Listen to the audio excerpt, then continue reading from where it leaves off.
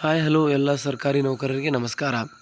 ಸ್ನೇಹಿತರೆ, ಇವತ್ತಿನ ಒಂದು ವಿಡಿಯೋದಲ್ಲಿ ಒಂದು ಇಂಪಾರ್ಟೆಂಟ್ ಆಗಿರುವಂಥ ಅಪ್ಡೇಟ್ ಬರ್ತಾ ಇರುವಂಥದ್ದು, ಕೇಂದ್ರ ಸರ್ಕಾರಿ ನೌಕರರಿಗೆ 8ನೇ ವೇತನ ಆಯೋಗ ನೀಡುವ ಒಂದು ನಿಟ್ಟಿನಲ್ಲಿ ಮಹತ್ವದ ಹೆಜ್ಜೆಯನ್ನು ಇಡಲಾಗಿದೆ. 8ನೇ ವೇತನ ಆಯೋಗದ ಮೊಟ್ಟ ಮೊದಲನೇ ಮೀಟಿಂಗನ್ನು ಇವತ್ತು ಹಮ್ಮಿಕೊಳ್ಳಲಾಗಿತ್ತು. ಸೊ ಬೇಸಿಕಲಿ ಯಾಕೆ 8ನೇ ವೇತನ ಆಯೋಗದ ಬಗ್ಗೆ ಕರ್ನಾಟಕ ರಾಜ್ಯ ಸರ್ಕಾರಿ ನೌಕರರಿಗೆ ನಾನು ಹೇಳ್ತಾ ಇದ್ದೀನಿ ಅಂದರೆ, ನಮಗೆಲ್ಲರೂ ಕೂಡ ಗೊತ್ತಿರುವಂಥದ್ದು, ಮೊಟ್ಟ ಮೊದಲನೇದಾಗಿ 8ನೇ ವೇತನ ಆಯೋಗ ಕೇಂದ್ರ ಸರ್ಕಾರಿ ನೌಕರರಿಗೆ ನೀಡಲಾಗುತ್ತೆ. ಸೊ ಅದಾದ ಮೇಲೆ ಕೆಲವೊಂದಿಷ್ಟು ವರ್ಷಗಳ ನಂತರ 4-5 ವರ್ಷಗಳಲ್ಲಿಯೇ ರಾಜ್ಯ ಸರ್ಕಾರಿ ನೌಕರರಿಗೂ ಕೂಡ 8ನೇ ವೇತನ ಆಯೋಗವನ್ನು ನೀಡಲಾಗುತ್ತೆ. ಫಾರ್ ಎಕ್ಸಾಂಪಲ್, ಕೇಂದ್ರದಲ್ಲಿ 7ನೇ ವೇತನ ಆಯೋಗ ನಡೆಯುತ್ತಿರುವಾಗ ರಾಜ್ಯದಲ್ಲಿ 6ನೇ ವೇತನ ಆಯೋಗ ನಡೆಯುತ್ತೆ. ಸೊ ಕೇಂದ್ರದಲ್ಲಿ 8ನೇ ವೇತನ ಆಯೋಗ ಬಂದಾಗ ರಾಜ್ಯದಲ್ಲಿ 7ನೇ ವೇತನ ಆಯೋಗ ಆಲ್ರೆಡಿ ಬಂದಿದೆ.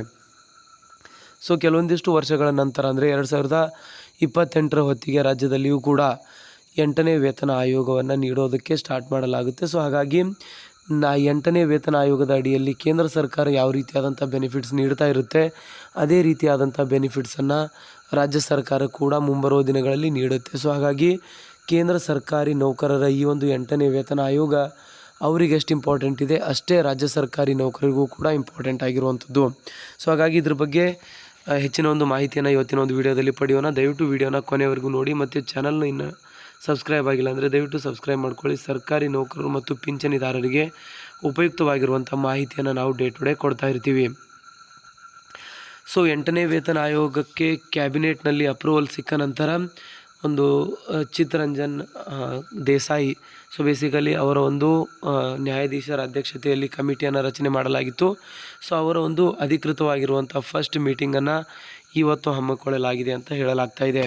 ಸೊ ಅದರಲ್ಲಿ ಆಗಿರುವಂಥ ಪ್ರಮುಖ ಬೇಡಿಕೆಗಳು: 8th pay commission, what's on the table, key demands and proposed hikes for central government employees ಅಂತ.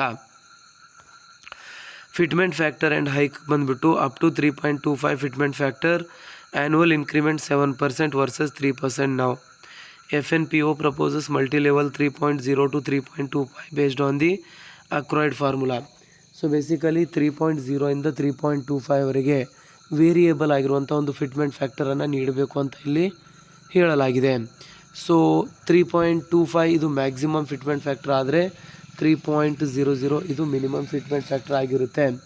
ಆ್ಯಂಡ್ ಆ್ಯನ್ಯುವಲ್ ಹೈಕ್ ಬಂದುಬಿಟ್ಟು 7%ಗೆ ಇನ್ಕ್ರೀಸ್ ಮಾಡಿ ಅಂತ ಪ್ರಪೋಸ್ ಮಾಡಲಾಗ್ತಾ ಇದೆ.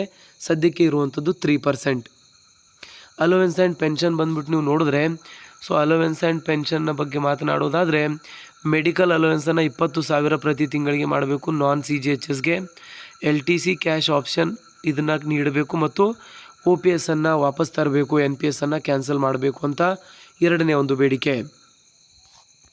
ಇದಾದ ಮೇಲೆ ಮೂರನೇ ಬೇಡಿಕೆ ಬಗ್ಗೆ ನಾವು ಮಾತನಾಡೋದಾದರೆ, family unit from 3 to 5 members, 3ರಿಂದ 5 ಮೆಂಬರ್ಸ್ಗೆ ಇದನ್ನು ಹೆಚ್ಚಳ ಮಾಡಬೇಕು. ಇನ್ಕ್ಲೂಡ್ ಪೇರೆಂಟ್ಸ್ ಅಂದರೆ ತಂದೆ ಮತ್ತು ತಾಯಿಯನ್ನು ಕೂಡ ಇದರಲ್ಲಿ ಇನ್ಕ್ಲೂಡ್ ಮಾಡಬೇಕು. ಮೊದಲು ಇವರನ್ನು ಇನ್ಕ್ಲೂಡ್ ಮಾಡಲಾಗ್ತಾ ಇಲ್ಲ. 66% ಬೇಸಿಕ್ ಪೇ ಇನ್ಕ್ರೀಸ್, 66% ಬೇಸಿಕನ್ನು ಹೆಚ್ಚಳ ಮಾಡಬೇಕು ಅಂತ ಇಲ್ಲಿ ಮೂರನೇ ಒಂದು ಬೇಡಿಕೆ ಇಡಲಾಗಿದೆ. ಪ್ರಪೋಸ್ಡ್ ಮಿನಿಮಮ್ ಪೇ, ಮಿನಿಮಮ್ ಎಷ್ಟು ಸಂಬಳ ಇರಬೇಕು ಅಂತ ಪ್ರಪೋಸ್ ಮಾಡಿದ್ದಾರೆ ಅಂತ ನೋಡೋದಾದರೆ, ಲೆವೆಲ್ 1 ಅಂದರೆ ಎಂಟ್ರಿ ಲೆವೆಲಲ್ಲಿರುವಂಥ ಗ್ರೂಪ್ ಸಿ ನೌಕರರಿಗೆ 54,000 ಇಲ್ಲಿ ಮಿನಿಮಮ್ ಸಂಬಳ ನೀಡಬೇಕು.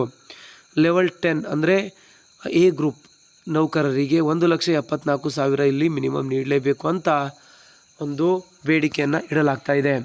ಸೊ ಇದಿಷ್ಟಾಗಿತ್ತು ಇವತ್ತಿನ ವಿಡಿಯೋದಲ್ಲಿ ಪ್ರಮುಖವಾಗಿರುವಂಥ 8ನೇ ವೇತನ ಆಯೋಗದ ಬಗ್ಗೆ ಅಪ್ಡೇಟ್ಸ್ಗಳು. ಇದ್ರ ಬಗ್ಗೆ ನಿಮಗೇನು ಅನಿಸುತ್ತೆ ದಯವಿಟ್ಟು ಕಮೆಂಟಲ್ಲಿ ತಿಳಿಸಿ ಅಂತ ಹೇಳ್ತಾ ಇವತ್ತಿನ ವಿಡಿಯೋನ ಇಲ್ಲಿಗೆ ನಿಲ್ಲಿಸೋಣ. ಜೈ ಹಿಂದ್, ಜೈ ಕರ್ನಾಟಕ.